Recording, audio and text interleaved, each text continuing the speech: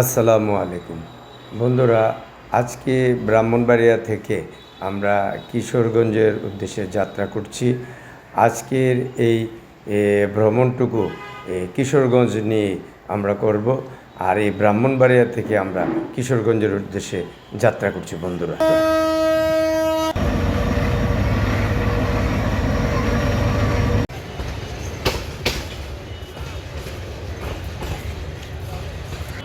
Train থেকে Bhairab station নেমে আমরা এখন ভৈরবের দুর্জয় মোড়ে এসেছি। এখান থেকে আপনি সিএনজি অথবা বাস যোগে কিশোরগঞ্জ যেতে পারেন।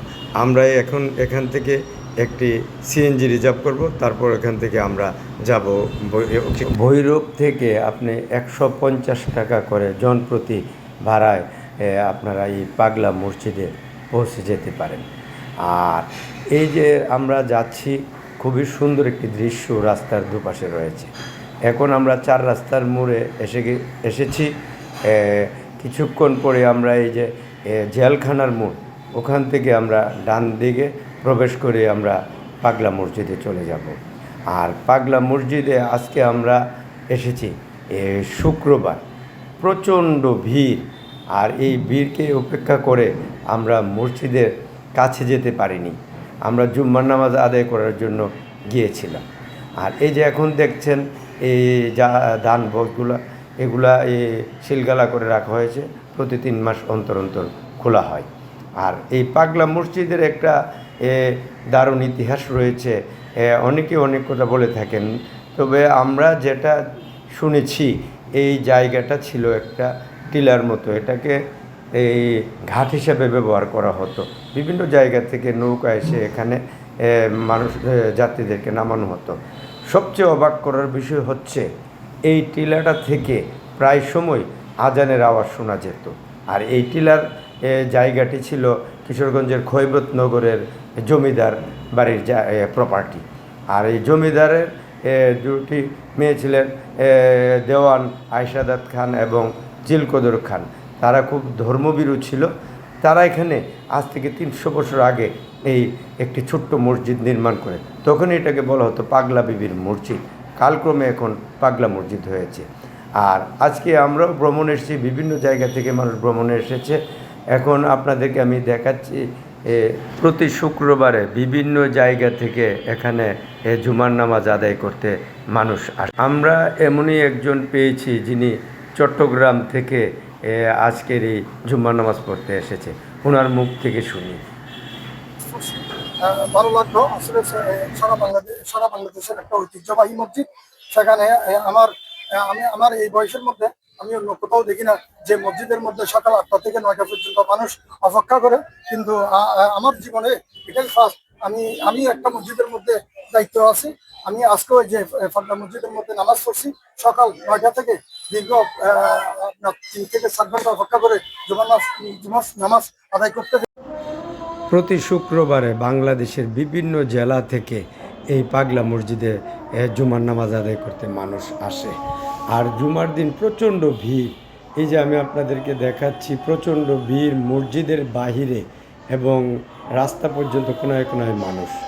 আমরা এখন এখান থেকে বের হয়ে যাচ্ছি ঐতিহাসিক সুলাকি। আর এখন চট্টগ্রামের ভাইকে পেয়েছি, উনিও আজকে এই সুলাকি ঈদগাহ মাঠ দেখার জন্য আসছে। আচ্ছা ভাই, আপনি যে আজকে কিরকম লাগছে আপনার কিশোরগঞ্জ ভ্রমণে? কিশোরগঞ্জ জেলাটা দেখতে কিরকম বা কিরকম মনে হচ্ছে? আছে ভালো, খারাপ না। সোলাকিয়া মাঠটা অনেক বড় দেখলাম, এটা তো অনেক বড়। এই জামাত হয় এখানে, আমরা একটু দেখতে আসলাম আর কি এখানে সোলাকিয়া ঐতিহাসিক সুলাকিয়া ঈদগাহ মাঠ। আর এই ঈদগাহ মাঠে আমাদের সবচেয়ে বড় ধর্মীয় উৎসব দুটি, ঈদুল ফিতর এবং ঈদুল আজহার বিশাল জমাত এই সুলাকিয়া ঈদগাহ মাঠে অনুষ্ঠিত হয়। মাঠটিও অনেক বড়। এখানে বিভিন্ন পার্শ্ববর্তী জেলাসহ বিভিন্ন জায়গা থেকে প্রতি ঈদে মানুষ এখানে এই ঈদের জামাত আদায় করতে সুলাকিয়া ঈদগাহ মাঠে আসে। আর এই সুলাকিয়া ঈদগাহ মাঠের প্রপার্টিও কিশোরগঞ্জের খৈবতনগরের জমিদার বাড়ির প্রপার্টি ছিল। আজকে আমরা এখান থেকে এখন যাব কিশোরগঞ্জের আরেকটি জায়গায়। যাওয়ার পথে কিশোরগঞ্জের ঐতিহাসিক এই প্রাচীনতম শহীদ মসজিদটিও দেখে যেতে পারেন। আমরা এসেছি সরকারি গুরুদয়াল কলেজ কিশোরগঞ্জ স্থাপিত হয়েছিল 1943 সালে। এটাও একটি প্রাচীনতম বিদ্যাপীঠ। আর তারই সামনে বিভিন্ন স্মৃতিস্তম্ভ রয়েছে একটি শহীদ মিনার, খুব সুন্দর, বিকালের রোদে আপনারা এটি দেখতে পারেন, এবং রয়েছে একটি বুদ্ধিজীবী স্মৃতিসৌধ, সেটাও গুরুদয়াল কলেজের সামনে। আর এখন যেটি দেখছেন সেটি হলো 24-এর জুলাই যোদ্ধাদের জন্য একটি স্মৃতিসৌধ এখানে করা হয়েছে। আর বিকেলের পরে এই জায়গাটা আসলে একটা পার্কের মতো হয়ে যায়, বিভিন্ন ধরনের রাইডসও আছে এখানে, আপনারা বাচ্চাদেরকে নিয়ে আসলেও তারা এটা উপভোগ করতে পারে। আর এই যে ওয়াচ টাওয়ারটি অনেক বড়, প্রায় 60-70 ফুট উঁচু। এই ওয়াচ টাওয়ারটির উপরে উঠে আপনি কিশোরগঞ্জের গুরুদয়াল কলেজের সামনে যে লেকগুলো আছে এবং খুবই সুন্দরভাবে আপনি এগুলো অবলোকন করতে পারবেন।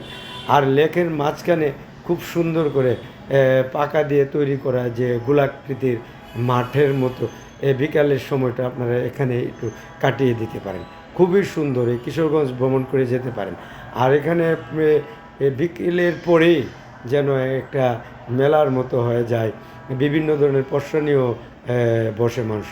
আর এই লেক ভিউটা খুবই সুন্দর, যখন সূর্যটা পশ্চিম দিকে হেলান দেয় তখন মনে হয় যেন এটি একটি অন্য কোনো দেশের একটি প্রতিচ্ছবি। খুবই সুন্দর দেখতে। বিকেলের সময়টা আপনারা এই গুরুদয়াল কলেজের সামনে কাটিয়ে যেতে পারেন।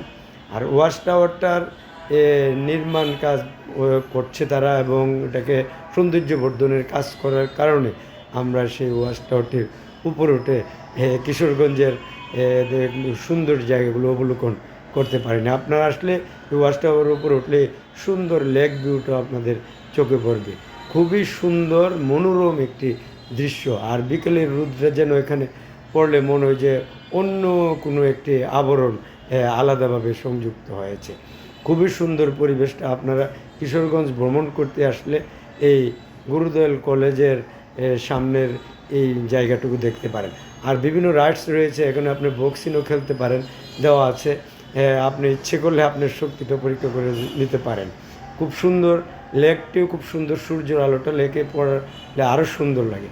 লেকের পাড় দিয়ে বিভিন্ন সময় মানুষ হাঁটাহাঁটি করে।